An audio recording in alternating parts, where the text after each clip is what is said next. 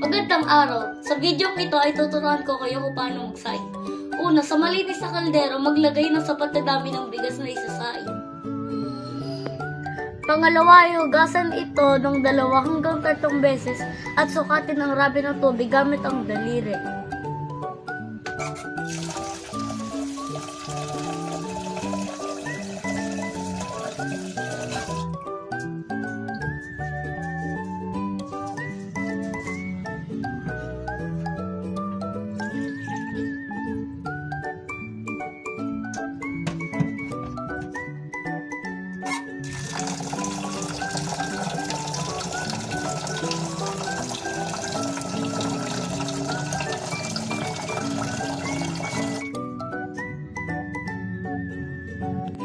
Sunod ay buksan ang kalat sa katamtamang apoy at hintayin itong kumulo.